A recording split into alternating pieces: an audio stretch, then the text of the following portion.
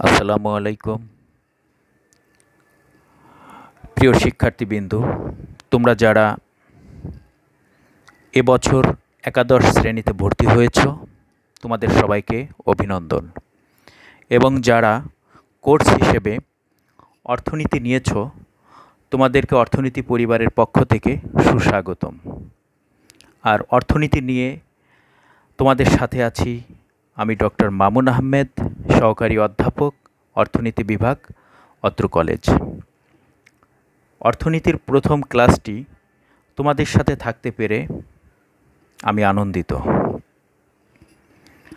আজ আমি তোমাদের অর্থনীতি প্রথম পত্রের প্রথম অধ্যায় থেকে আলোচনা করব। আশা করি আলোচনাটি তোমরা মনোযোগ সহকারে শুনবে। আলোচনা যাওয়ার পূর্বে অর্থনীতি নিয়ে কিছু কথা না বললেই নয়। আমরা অর্থনীতির কিছু পূর্ব কথা স্মরণ করার চেষ্টা করব। অর্থনীতি হচ্ছে দর্শনের একটি শাখা। মূলত এর জন্মটা হয় 18 শতকের দিকে। আমরা বর্তমান যে অর্থনীতিটা দেখি বা এর ব্যাপকতা এবং প্রসারতা অবলম্বন করি, তা একদিনে হয়নি। পূর্বে ক্ষুদ্র ক্ষুদ্র সমাজ ব্যবস্থায় অর্থনীতির সূচনা হয়। তখন দার্শনিক অ্যারিস্টটল অর্থনীতিকে গৃহস্থালির বিষয়াদি ব্যবস্থাপনার বিজ্ঞান বলে অভিহিত করেছেন। সমাজ ব্যবস্থার পরিবর্তনের ধারাবাহিকতায় অর্থনীতি যুগে যুগে এবং কালে কালে পরিবর্তিত হয়ে আজ এই অবস্থায় এসেছে।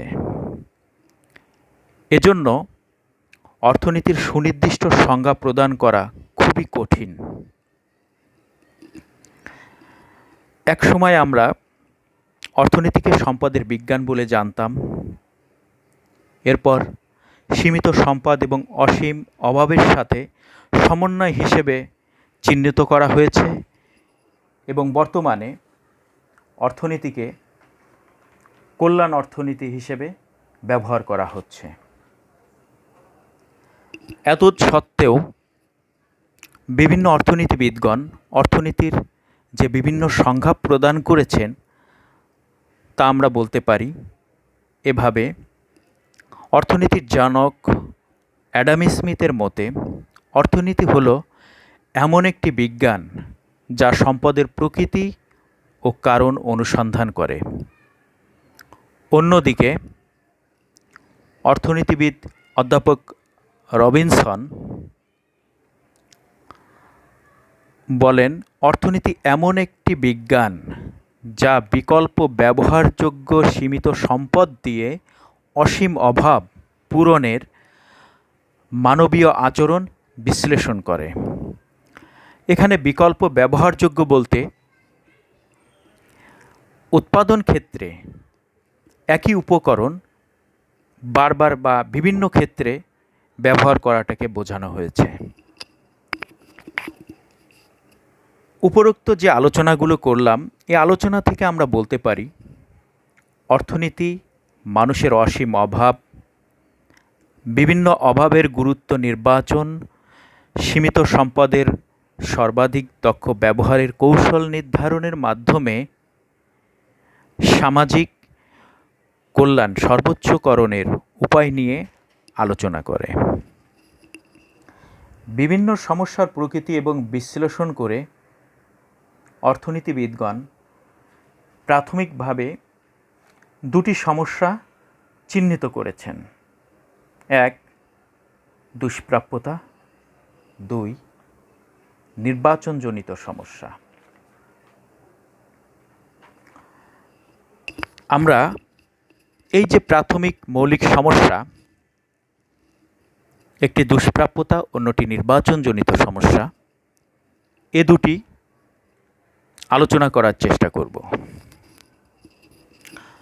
অর্থনীতির ছাত্র হিসেবে আমরা জানি wants are unlimited but resources are limited, অর্থাৎ অভাব অসীম কিন্তু অভাব পূরণের উপকরণ অর্থাৎ সম্পদ সীমিত। আমাদের মানব জীবনে প্রত্যাশা, অভাব, আকাঙ্ক্ষা অসীম, কিন্তু এই অভাব পূরণের সম্পদ সীমিত। আর তাই সকল প্রকার অর্থনৈতিক সমস্যার মূলে রয়েছে সম্পদের এই দুষ্প্রাপ্যতা বা স্বল্পতা। আমাদের অভাবগুলো পূরণের জন্য যে সম্পদ দরকার তা আমরা প্রকৃতিতে চাহিদা অনুযায়ী পাই না, অর্থাৎ প্রয়োজনীয় সম্পদগুলো আমরা পাই না। আর এই না পাওয়াটাই অর্থনীতিতে সম্পদের দুষ্প্রাপ্যতা বলে অভিহিত করা হয়েছে। অর্থনীতির ইতিহাসে প্রথম থেকেই এ দুষ্প্রাপ্যতা একটি সমস্যা হিসেবে চিহ্নিত হয়েছে। নির্বাচনজনিত সমস্যা।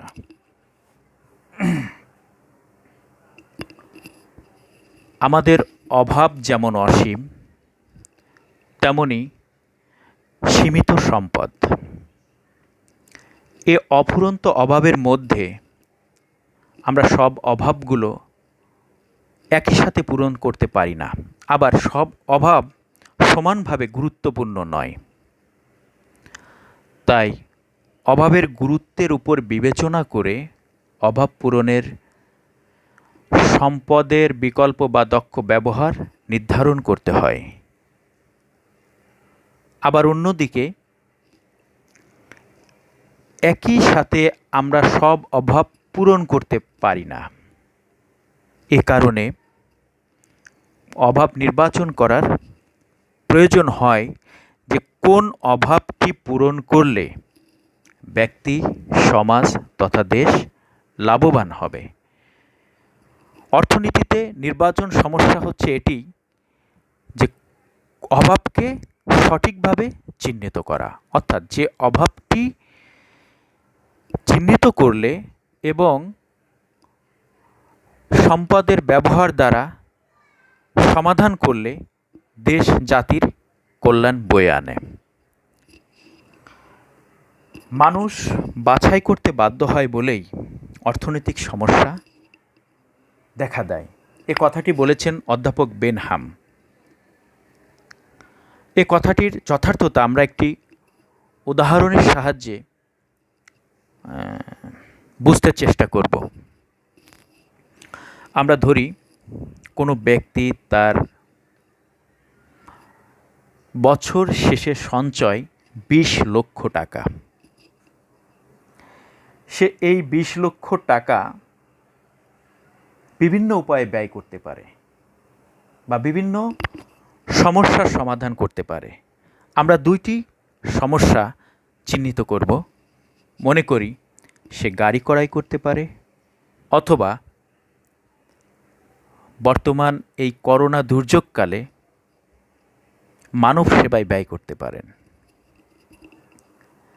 এখানে নির্বাচনজনিত সমস্যাটা হচ্ছে কোন ক্ষেত্রে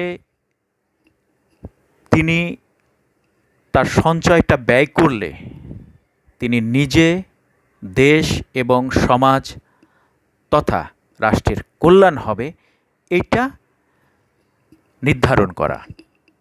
আর এই নির্ধারণ করাটাই হচ্ছে নির্বাচন, অর্থাৎ অসীম অভাবের মধ্যে তাকে সঠিক সমস্যাটা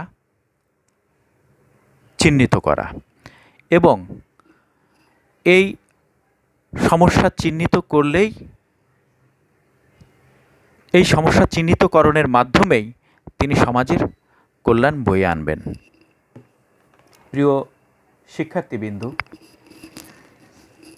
আজকের আলোচনা আমি এখানেই শেষ করব। পরবর্তীতে ক্লাসে এই অধ্যায়েরই অর্থাৎ মৌলিক অর্থনৈতিক সমস্যা এবং এর সমাধান,